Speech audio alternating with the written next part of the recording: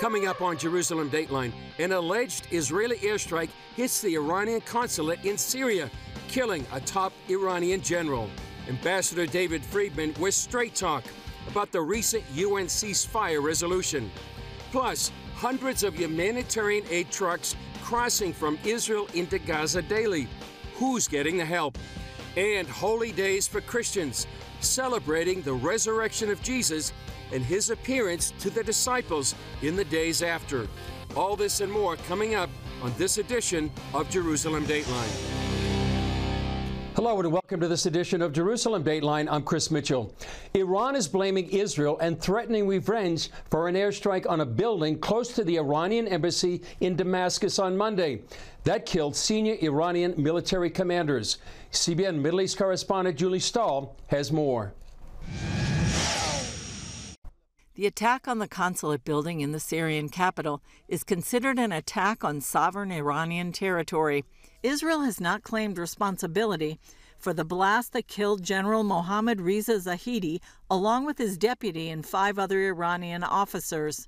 General Zahedi was a commander in the Iranian Revolutionary Guard Quds Force and a key figure in Iran's proxy war against Israel that provides training and weapons for terror groups in the region. Zahedi and his deputy reportedly meeting with those leaders inside the consulate, likely planning further strikes on Israel. Iran is threatening a harsh retaliation, and Hezbollah said the enemy would receive punishment and revenge. CBN News war correspondent Chuck Holton says Iran doesn't want a one-on-one war with Israel. They want to continue with this proxy war through fighting Israel through the Houthis, through Hezbollah, and through Hamas. That includes sending weapons to terrorists inside biblical Judea and Samaria, also known as the West Bank. Israeli forces operating in the territories discovering weapons shipped by Iran. Massive amounts of explosives. They're starting to find mines, landmines, hand grenades, rockets, light anti-tank weapons, all sorts of weapons like that. And that bodes very poorly for Israel. If a force the size of the one from Gaza that struck Israel on October 7th came out of Judea and Samaria instead, the destruction and death toll could be much worse. Because it basically surrounds Jerusalem on 3 sides. If 1,500 bad guys had come across into Jerusalem and started going crazy, they could have easily killed a lot more people. They could absolutely wreak havoc in Jerusalem, the capital city. In Gaza, Israel says it's investigating the death toll of 7 international aid workers reportedly killed in an Israeli airstrike in central Gaza. The IDF said it is making great efforts to enable the safe passage of humanitarian aid and is working in full cooperation and coordination with the WCK organization to support their efforts to provide food and humanitarian aid to the residents of the Gaza Strip. Meanwhile, U.S. State Department and Israeli officials met for 2 hours in a video conference call to discuss Israel's impending invasion of Rafah, Hamas's last major stronghold in Gaza. The White House said the 2 sides agree on the need to destroy Hamas in Rafah, but expressed concerns over the risk to innocent Gazans. The Israelis agreed to consider those concerns and hold follow-up discussions. Julie Stahl, CBN News, Jerusalem. Former U.S. Ambassador David Friedman joined the chorus of outrage last week when the UN passed a Gaza ceasefire resolution that made no link to the release of the hostages. The U.S. did not vote against it, but only abstained. He explained his thoughts on this when we sat down with him recently. Ambassador Friedman, thanks for being with us on CBN News. What happened on March 25th? At the UN, and why is it so important right now? Well, you know, unfortunately what happened was the United States betrayed Israel. They supported the passage of a Security Council resolution that demanded a ceasefire, unlinked to the release of the hostages, and they passed a resolution that failed to condemn Hamas.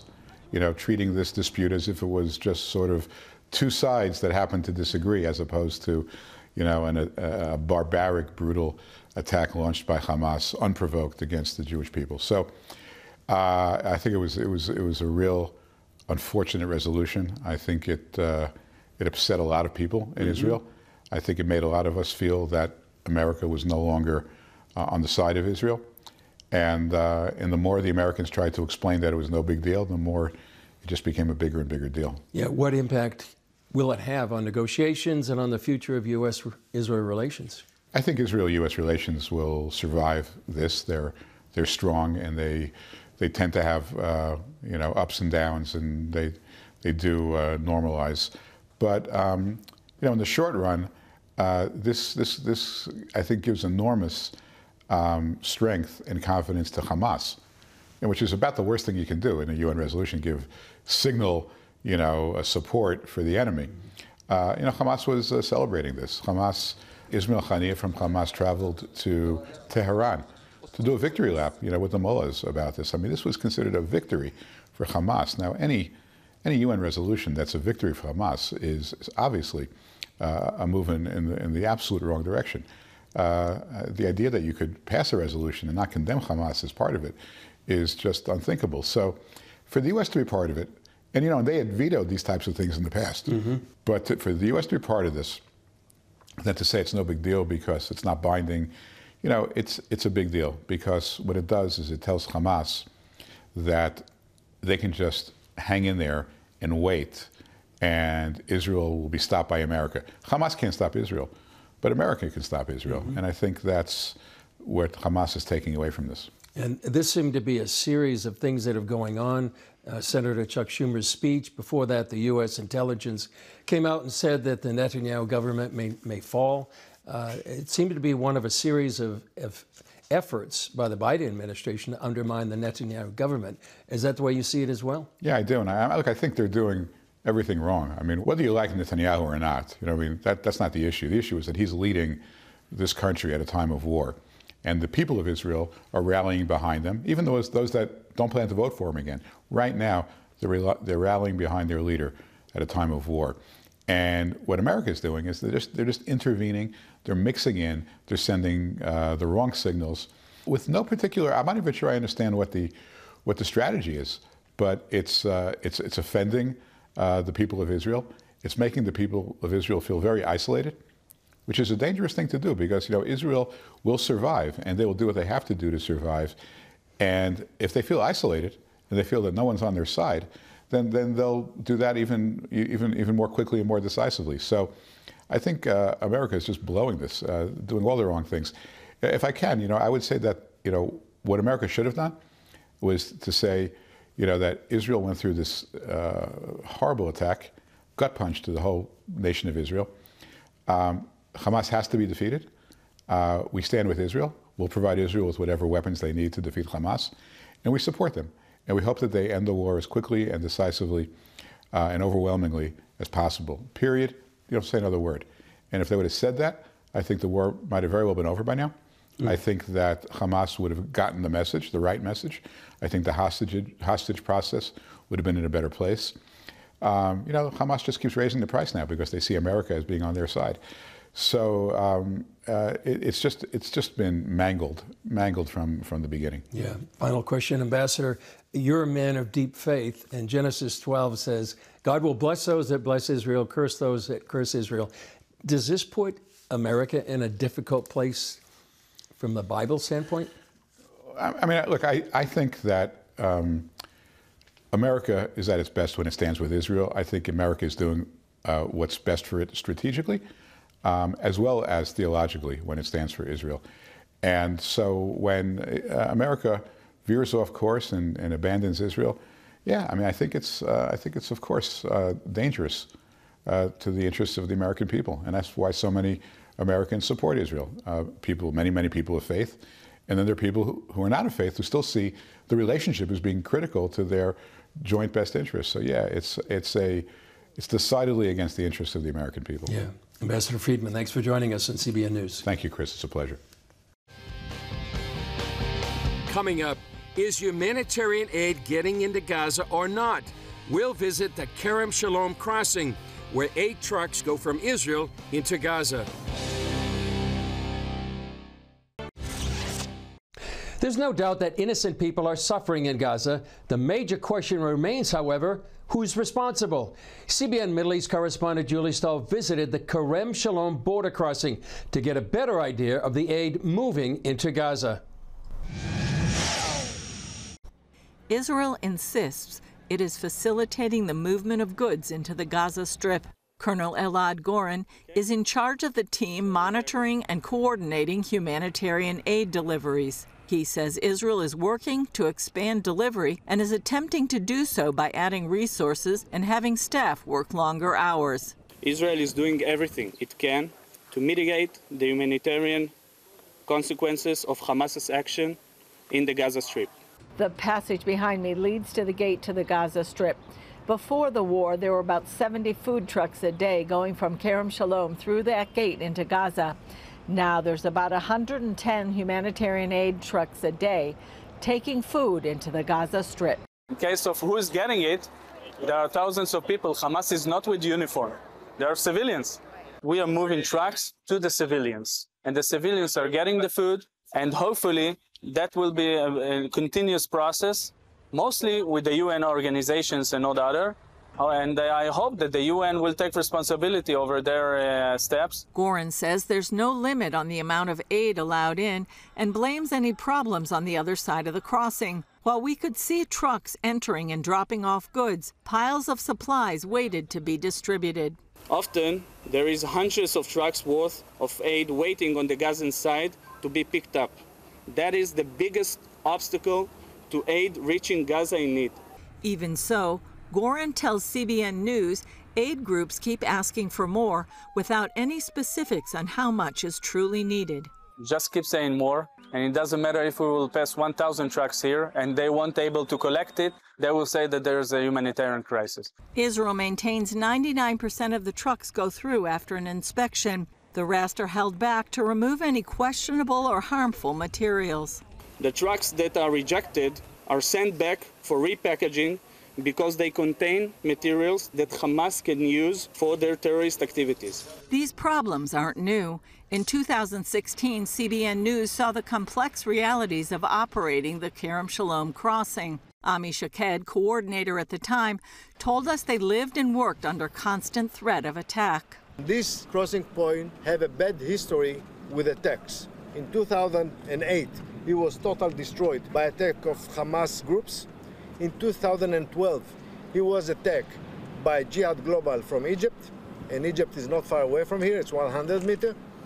And between these things, he was attacked by rockets and mortars from Gaza side. Shaked also revealed how attempted smuggling of materials for Hamas existed back then. I can tell you that in the last months, we captured two kinds of important chemicals.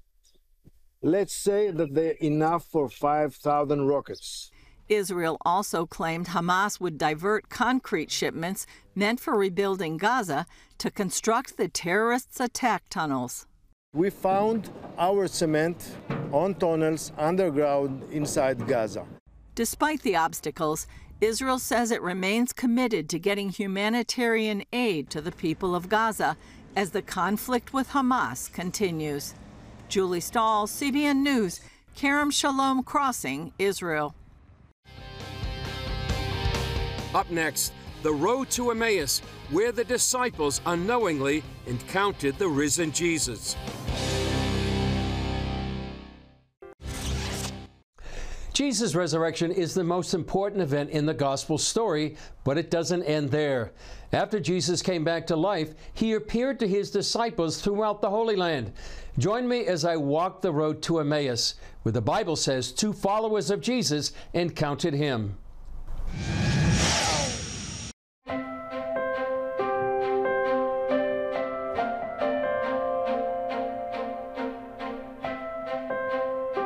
Now behold, two of them were traveling that same day to a village called Emmaus, which was 7 miles from Jerusalem.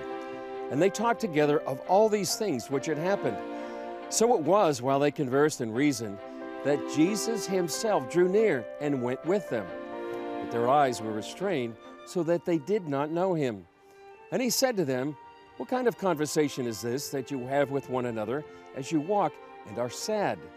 Then the one whose name was Cleopas answered and said to him, "Are you the only stranger in Jerusalem? And have you not known the things which happened there in these days?" And he said to them, "What things?"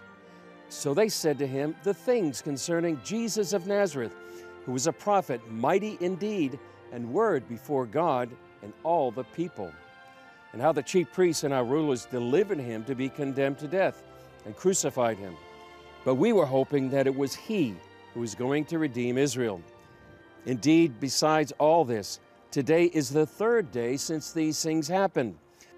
Yes, and certain women of our company who arrived at the tomb early astonished us. When they did not find his body, they came saying that they had also seen a vision of angels who said he was alive. And certain of those who were with us went to the tomb and found it just as the women had said, but him they did not see." Then he said to them, "O foolish ones, and slow of heart to believe in all that the prophets have spoken. Ought not the Christ to have suffered these things and to enter into his glory?" And beginning at Moses and all the prophets, he expounded to them in all the scriptures the things concerning himself. Then they drew near to the village where they were going, and he indicated that he would have gone farther. But they constrained him, saying, "Abide with us, for it is toward evening, and the day is far spent." And he went in to stay with them. Now it came to pass, as they sat at the table with them, that he took bread, blessed, and broke it, and gave it to them. Then their eyes were opened, and they knew him, and he vanished from their sight. And they said to one another, "Did not our heart burn within us while he talked to us on the road, and while he opened the scriptures to us?" So they rose that very hour and returned to Jerusalem, and found the 11 and those who were with them gathered together, saying, "The Lord is risen indeed, and has appeared to Simon." And they told about the things that had happened on the road, and how he was known to them in the breaking of bread.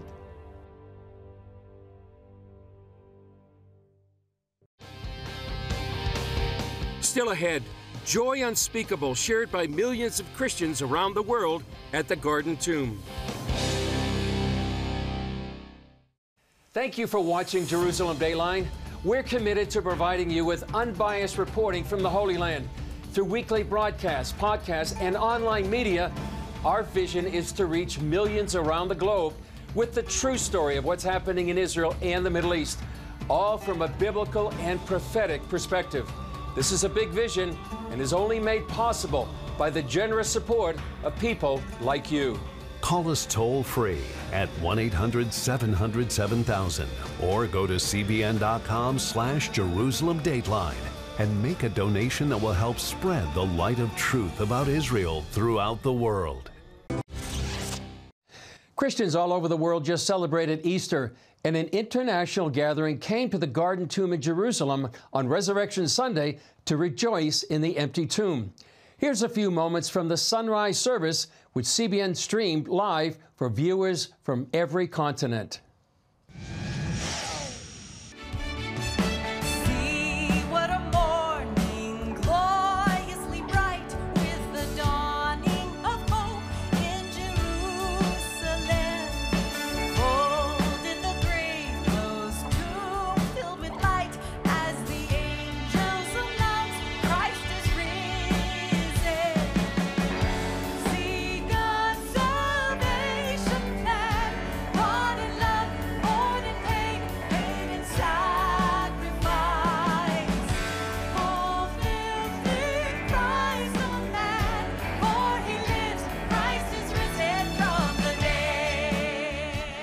We're here today to proclaim Jesus, our Savior, raised from the dead.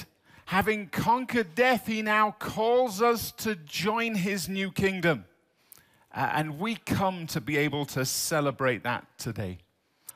We came to remember three things this morning. Can you show me those three things? Are you ready? Come and see. Can you show me with your hands? Come and see. Are you ready? 1, 2, 3, show me. Come and see. Okay. Come and see. I don't know. Whatever you choose.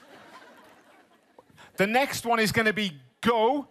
It's going to be the opposite of come, okay? So go and tell. Are you ready? Show me. Go and tell. I'm watching you. Go and tell. Brilliant. Go and tell. The final one is rejoice and worship. You should be good at that this morning. Give me a rejoice and worship. Praise the Lord. If we come back to the feet of Jesus and we pour out our tears on his feet and we give him all our heartaches and our troubles, then our worship will help us to rejoice.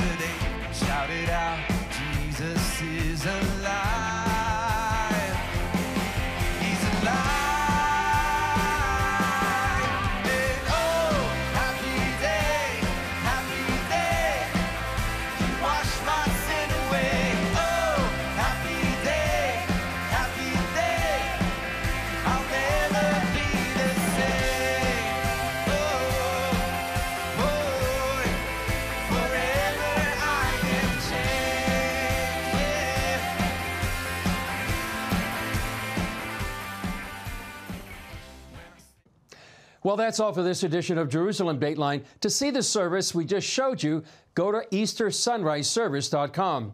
Thanks for joining us. Remember, you can follow us on social media, and you can also access CBN content through our CBN News and other CBN apps. And please keep Israel in your prayers. Remember to pray for the peace of Jerusalem, safety for IDF soldiers, and protection for all those caught in harm's way. I'm Chris Mitchell. We'll see you next time on Jerusalem Dateline.